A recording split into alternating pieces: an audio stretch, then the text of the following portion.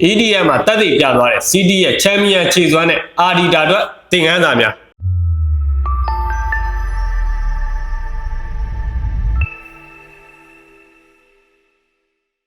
အားလုံးပဲမင်္ဂလာပါခင်ဗျာ The Soccer Sway ရဲ့ Football Channel ကနေပြန်လည်ပြီးတော့ကြိုဆိုလိုက်ပါတယ်ဒီတစ်ပတ် Premier League ရဲ့ပွဲစဉ်ကောင်းတစ်ခုဖြစ်တဲ့ Manchester City အသင်းနဲ့ Arsenal အသင်းတို့ရဲ့ပွဲစဉ်ကိုပွဲပြီးသုံးသပ်ချက်တင်ဆက်ပေးသွားမှာဖြစ်ပါတယ်ကျွန်တော်နဲ့အတူတူကြည့်လိုက်ကြအောင်ဗျာဒီပွဲမတိုင်ခင်ကကျွန်တော်တို့ခံမှန်းထားခဲ့တယ်လို့ပါပဲ City က City ပဲဆိုတော့ Etihad ကွင်းကြီးထဲမှာထပ်ပြီးတက်တည်ပြသွားခဲ့ပါတယ်ဒီပွဲပြီးမှာတော့ Man City အသင်းက2ဂိုး Arsenal အသင်းက1ဂိုးဆိုတဲ့ရလဒ်နဲ့ပြီးဆုံးလို့သွားခဲ့ပါပြီအဖိုးတန်3မှတ်ကို Man City အသင်းကရအောင်ယူသွားနိုင်ခဲ့ပါတယ်ပွဲအစားက City ကပွဲကိုထိန်းချုပ်ဖို့ကြိုးစားခဲ့သလိုပွဲချိန်16မိနစ်မှရရှိလာတဲ့အခွင့်အရေးကတစ်ဆင့်ချက်ကြီးရဲ့တကူတော့ထိုးပေါက်မှုကနေအဖွင့်ကိုသွင်းယူသွားခဲ့ပါတယ်ဒါပေမဲ့ပွဲချိန်18မိနစ်မှာပဲကိုင်ဟာဘတ်ကပြန်လည်သွင်းယူသွားခဲ့ဒီဂိုးမှာဆိုရင် Man City ဂိုးသမားဒိုနာရာမာရဲ့အမားအနေနဲ့တစ်ဆင့်ရရှိသွားခဲ့တာပဲဖြစ်ပါတယ်ဒါပေမဲ့ဒီတစ်ဖက်တကူစီပြေကျသွားတဲ့အချိန်မှာကျွန်တော်ကပွဲကိုအတော်လေးကြည့်ကောင်းမယ်လို့ထင်ခဲ့မိတာပေါ့ဗျာဒါပေမဲ့လည်းကျွန်တော်ထင်ခဲ့သလိုမဖြစ်လာပဲ Man City အသင်းကပဲပွဲကိုထိန်းချုပ်သွားခဲ့တာကိုတွေ့ရပါတယ်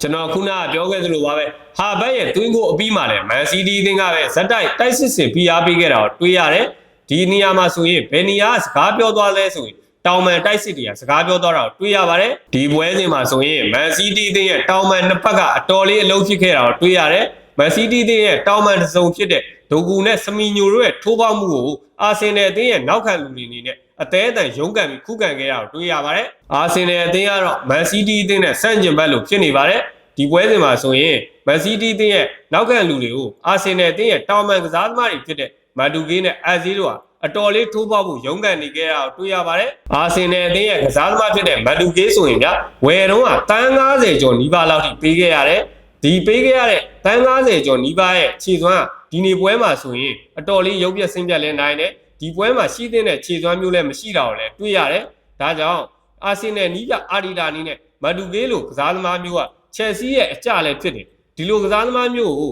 နေရာပေးခဲ့တဲ့အာဒီတာကိုလည်းတကယ်ကိုအံ့ဩမိပါတယ်ဒုတိယပိုင်းပြန်လည်စတင်ပြီဆိုတာနဲ့ Man City အသင်းကပဲဘောလုံးကိုထိန်းချုပ်ကစားသွားခဲ့ပြီးတော့ဘောလုံးပိုင်ဆိုင်မှုအသာစီးရောက်ယူကစားခဲ့ပါတယ်ပွဲကစားချိန်မိနစ်60ကျော်လောက်မှာ Man City ဂိုးသမားဒိုနာရာမာရဲ့တိုက်စစ်ကိုပေးပို့မှုကနေတစ်စစ်နောက်ခံလူနူးနက်ရဲ့ဖန်နီးမှုကနေရှန်ကျလာတဲ့ဘောလုံးကိုဟာလန်အပိုင်ပိတ်ပြီးသွင်းယူသွားခဲ့ပါတယ်ဟာလန်ရဲ့သွင်းကိုပြီးနောက်ပိုင်းမှာတော့အာဆင်နယ်အသင်းကလူစားလဲမှုတွေပြုတ်လုပ်ပြီးတိုက်စစ်ကိုမြင့်နေမှုစူးစမ်းခဲ့ပေမဲ့လည်းအချိန်နှောင်းသွားခဲ့တာကိုတွေ့ရပါတယ်တိုက်စစ်မှုဖြစ်တဲ့ရောဂါရက်ကိုတော့မှ84မိနစ်လောက်မှာလူစားလဲခဲ့တာကလည်းအတော်လေးရုပ်ပေါက်ပါတယ်ကျွန်တော်အဓိကပြောချင်တဲ့အချက်တစ်ခုကတော့အာဆင်နယ်အသင်းက Man City အသင်းကိုကြောက်ကန်ကန်နေတဲ့ပုံစံမျိုးပြင်ဆင်လာတာလည်းအတော်လေးသိတာပါတယ်ဗျာ Man City အသင်းလို့ဘောလုံးပိုင်ဆိုင်မှုအသာစီးရရင်ပိုကောင်းတဲ့အသင်းမျိုးပိတ်ကစားဖို့ဆုံးဖြတ်ဖို့ပြင်ဆင်လာတာကလည်းအာဆင်နယ်ဖန်တွေတော့စိတ်ပြက်စရာအခြေအနေပါပဲဗျာအာဆင်နယ်အသင်းကဒီနှစ်ဖလားလမ်းကြောင်းတွေကတလုံးချင်းပြုတ်နေတာကြီးကအသင်းကတကယ်ကိုပဲချိန်သာတင့်နေတာလားဒါမှမဟုတ်အသင်းကဖလားယူဖို့ပဲအရေးချင်းမရှိတာလာ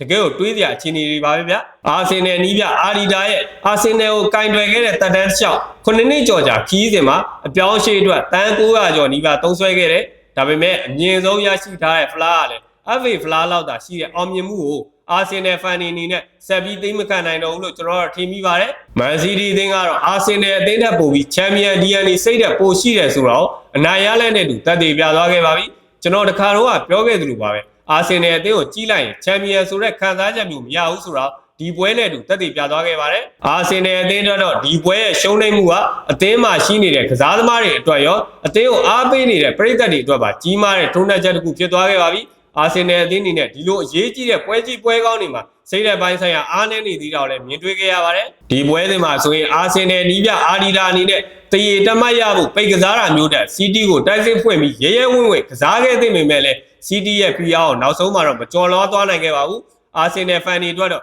ဒီညတာရှိမယ်ညတညပါပဲကျွန်တော်တူတဲ့မြင်ရပြောရမယ်ဆိုရင်အာဆင်နယ်အသင်းမှာရှိနေတဲ့လူအင်အားနဲ့ခုရောက်ရှိနေတဲ့အနေအထားအချိန်မှန်နေရာမှန်တစ်ခုလို့ပြောလို့ရတယ်ဒီလိုအချိန်မှန်နေရာမှန်တစ်ခုမှရှိနေတာတော့မှအာဆင်နယ်အသင်းကနေရာမှန်ကိုရအောင်မယူနိုင်ဘူးဆိုရင်တော့အတော်လေးနောင်တရစရာကိစ္စတွေဖြစ်သွားမှာပါညီကုန်းကျိုးအနေနဲ့ပြောရမယ်ဆိုရင်တော့ဒီပွဲရလိုက်ကြောင့် Premier League Champion လူပွဲကပိုပြီးကြည်ကောင်းသွားခဲ့ပါပြီရှေ့ရပြေးနေတဲ့အာဆင်နယ်ကိုနောက်ကစိတ်သက်ခံခံမာမာနဲ့လိုက်နေတဲ့ City ရဲ့ Champion စိတ်သက်ကတော့တကယ်ကိုကြောက်ဖို့ကောင်းပါတယ်ဗျာကဲ The Soccer Sway ပြိသက်ကြီးအောင်ဒီနေ့ပွဲက Man City အသင်းရဲ့ရုံးအားပုံမှာကျင်းနေကြမိရဲ့လားအာဆင်နယ်အသင်းရဲ့ခြေစွမ်းပုံမှာ ဘလို့မြင်မိကြလဲဆိုတော့ comment မှာဝင်ရောက်ပြီးတော့ဆွေးနွေးပေးကြပါဦးခင်ဗျာကဲအခုလိုပွဲပြီးသုံးသက်ချက်ကောင်းလေးတွေကိုအမြဲကြည့်ရှုနိုင်မှုတဲ့ကျွန်တော် The Soccer Space ရဲ့ Football Channel ကို like and subscribe လုပ်ထားဖို့လေမမေ့ကြနဲ့ဦးနော်အားလုံးကျေးဇူးတင်ပါတယ်နောက် season တွေမှာပြန်တွေ့ကြမယ်